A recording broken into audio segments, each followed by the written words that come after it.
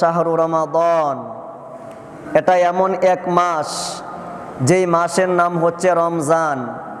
আল্লাযী উনজিলা ফীহিল কুরআন, এই মাসের ভিতরে এমন এক কিতাব নাজিল করা হয়েছে যার নাম হচ্ছে কোরআন।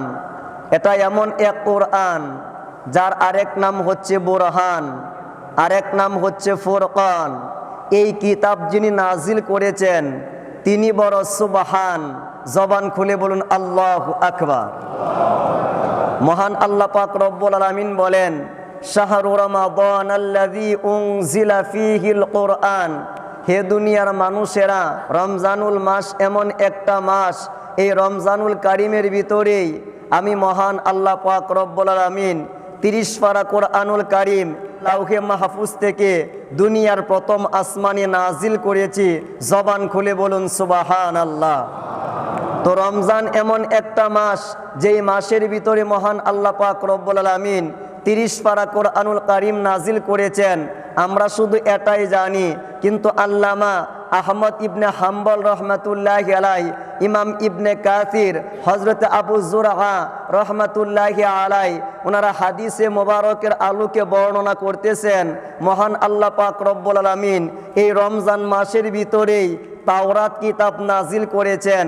মহান আল্লাহ পাক রব্বুল আলামিন এই রমজান মাসের ভিতরেই জাবুর কিতাব নাজিল করেছেন। মহান আল্লাহ পাক রব্বুল আলামিন এই রমজান মাসের ভিতরেই ইনজিল কিতাব নাজিল করেছেন।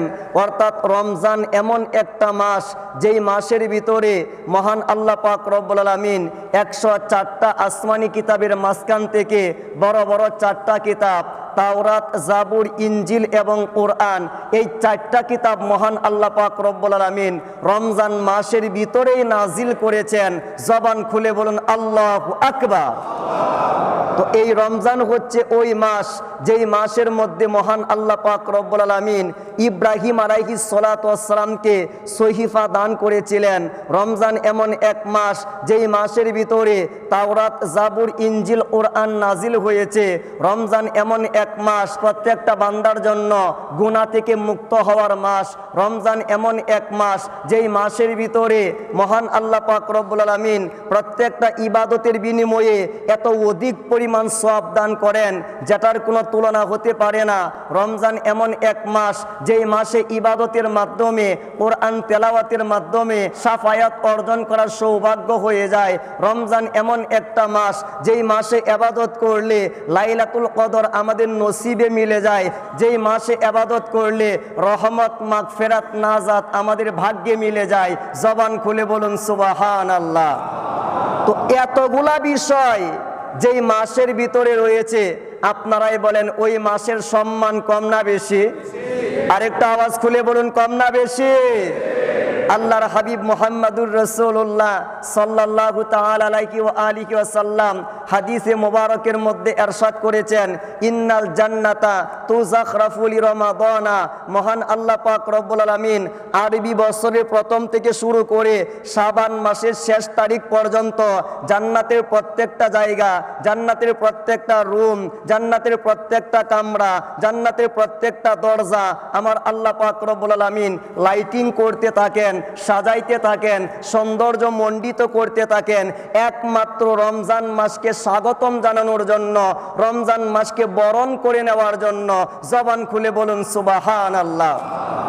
তো 11 মাস সাজানোর পরে যখন রমজানুল কারিম আমাদের সম্মুখে চলে আসে, ইযা দাখালা শাহরু রমাদানু, আমার উম্মতের সামনে যখন রমজান মাস প্রবেশ করে মহান আল্লাহ পাক রব্বুল আলামিন ফুতিহাত, উনি খুলে দেন আবওয়াবুস সামা, আসমানের সমস্ত দরজাগুলা আমার আল্লাহ পাক রব্বুল আলামিন আমার উম্মতের জন্য খুলে দেন।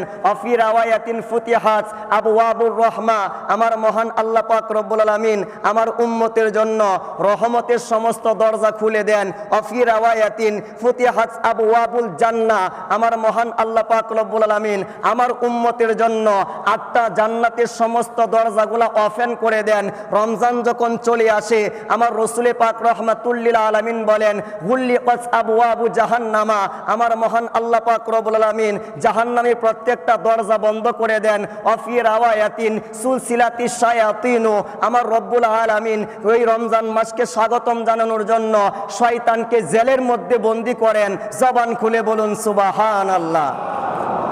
রমজানের প্রথম তারিখ থেকেই মহান আল্লাহ পাক রব্বুল আলামিন এই কাজগুলা করতে থাকেন একমাত্র উম্মতে মুহাম্মাদিকে মর্যাদা দেওয়ার জন্য, উম্মতে মুহাম্মাদির সম্মান বৃদ্ধি করার জন্য। জবান খুলে বলুন আল্লাহু আকবার। এই রমজানুল কারিমে অনেকগুলা ইবাদত রয়েছে, তবে সর্ব ইবাদতের মাঝখানে একটা ইবাদত হচ্ছে ফরজ, সেটা হচ্ছে কুতিবা আলাইকুমুস সিয়ামু কামা কুতিবা আলাল্লাযিনা মিন ক্বাবলিকুম লাআল্লাকুম তাত্তাকুন। আমার আল্লাহ পাক ডাক দিয়া বলে এই রমজানুল কারিমে একটা ইবাদত তোমাদের জন্য ফরজ করে দেওয়া হয়েছে, সেটা হচ্ছে রোজা পালন করা, সিয়াম পালন করা। জবান খুলে বলুন আল্লাহু আকবার। এই রোজার গুরুত্ব আছে না নাই? বলেন সিয়ামের গুরুত্ব আছে না নাই? আরে সিয়াম এমন এক জিনিস, আল্লাহ পাক রব্বুল আলামিন বললেন মুসা আমার সাথে কথা বলবা, তুর পাহাড়ে চলে আসো। শর্ত হচ্ছে তুর পাহাড়ে যতদিন থাকবা, তুর পাহাড়ে এসে কথা বলার আগে তোমাকে সিয়াম পালন করতে হবে। জবান খুলে বলুন সুবহানাল্লাহ। সিয়ামের মাধ্যমে সাক্ষাৎ হয়েছে আমাদের নবীজি মুহাম্মাদুর রাসূলুল্লাহ। 25 বছরের পর থেকে 40 বছর পর্যন্ত এই 15টা বছরের মাঝখানে বছরের নির্দিষ্ট কিছু দিন আল্লাহর হাবিব মুহাম্মাদুর রাসূলুল্লাহ হেরা গুহায় ধ্যান করতেন এবং ওই হেরা গুহার মধ্যে সিয়াম পালন করতেন। জবান খুলে বলুন মারহাবা। তো এই সিয়াম আমাদের জন্য ফরজ করে দেওয়া হয়েছে। নবী পাক রাহমাতুল্লিল আলামিন বলেন এই রমজানুল কারিমে আমার যেই উম্মত একটি নফল ইবাদত করবে কানা কামান আদ্দা ফারিদাতান, সেই ব্যক্তিকে আমার আল্লাহ পাক রব্বুল আলামিন একটা ফরজ ইবাদতের সওয়াব দান করে দিবেন। ওমান আদ্দা ফারিদাতান, আর আমার উম্মতেরা এই রমজানুল কারিমের ভিতরে যদি একটা ফরজ ইবাদত করতে পারে কানা কামান আদ্দা সাবঈনা ফারিদাতান, আমার আল্লাহ পাক ওই উম্মতের আমলনামায় 70টা ফরজ ইবাদতের সওয়াব দান করে দিবেন। এখন রোজা কাকে বলা হয়, সিয়াম কাকে বলা হয়? আমরা মনে করি সেহরির সময় থেকে পেট ভরে খেয়ে সারাদিন আমরা উপবাস থেকে আবার মাগরিবের টাইমে আমরা ইফতার করলাম, এটার নাম মনে হয় রোজা, সিয়াম।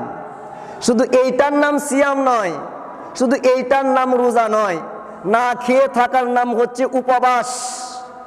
উপবাস অনেক মানুষই থাকে, কিন্তু সিয়াম কাকে বলা হয়? 3টা জিনিস থেকে বিরত থাকার নাম হচ্ছে সিয়াম। 1 নাম্বার পাপাচার, 2 নাম্বার কামাচার, 3 নাম্বার পানাহার।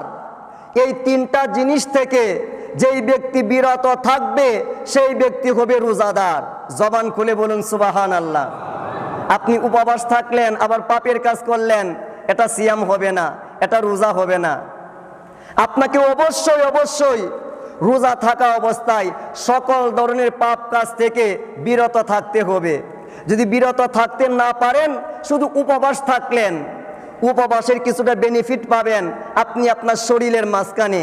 এছাড়া মহান আল্লাহ পাক রব্বুল আলামিনের পক্ষ হতে আপনি তেমন জাযা পাবেন না, উপকার পাবেন না। হাদিসে মুবারকের ভিতরে রাসূলে পাক রাহমাতুল্লিল আলামিন ইরশাদ করেন প্রত্যেকটা বনি আদম সন্তানের ইবাদত বৃদ্ধি করে দেওয়া হয়।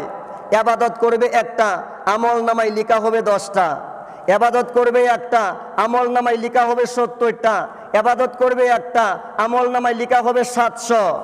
ইল্লা সাওম, তবে রোজার হিসাবটা আলাদা। মহান আল্লাহ পাক রব্বুল আলামিন বলেন রোজা রাখে বান্দারা আমাকে সন্তুষ্ট করার জন্য। ঘরের মধ্যে কেউ নাই, একটু খাইতে পারে, পানিতে ডুব দিয়ে পানি খাইতে পারে, কিন্তু বান্দা খায় না, পানি পান করে না, একমাত্র আমার ভয়ে।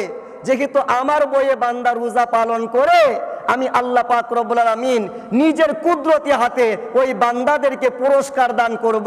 জবান খুলে বলুন সুবহানাল্লাহ। এই রমজানুল কারিম হচ্ছে গুনাহ থেকে মুক্ত হওয়ার মাস।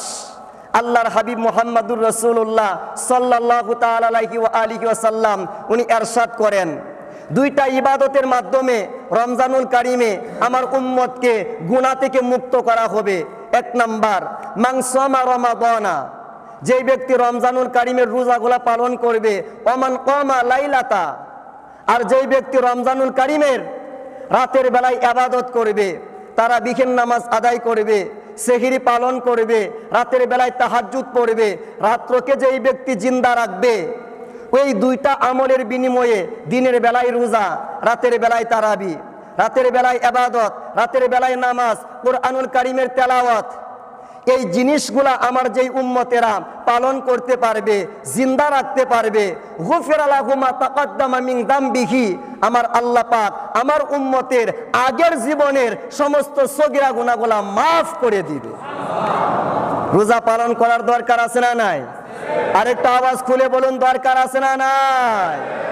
রাসূল পাক রাহমাতুল্লিল আলামিন বলেন, ফিল জান্নাতে সামানিয়াতু আবওয়াবিম মিনহা, জান্নাতের ভিতরে 8টা দরজা রয়েছে। একটা দরজার নাম হচ্ছে রায়্যান। এই রায়্যান নামক দরজার ভিতরে দুনিয়ার কেউ প্রবেশ করতে পারবে না, কোনো উম্মত প্রবেশ করতে পারবে না, তবে একমাত্র যারা রোজাদার আমার আল্লাহ পাক রব্বুল আলামিন ওই দরজার ভিতরে তাদেরকে প্রবেশ করাবেন। জবান খুলে বলুন সুবহানাল্লাহ। এই রমজানুল কারিমে ইফতার করলে সব, রমজানুল কারিমে ইফতার করাইলেও সব আছে না নাই? আরেকটা আওয়াজ খুলে বলুন, দরকার আছে না নাই?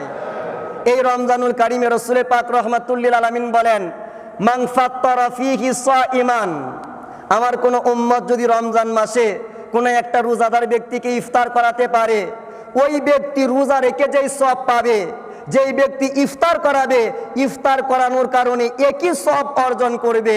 জবান খুলে বলুন সুবহানাল্লাহ।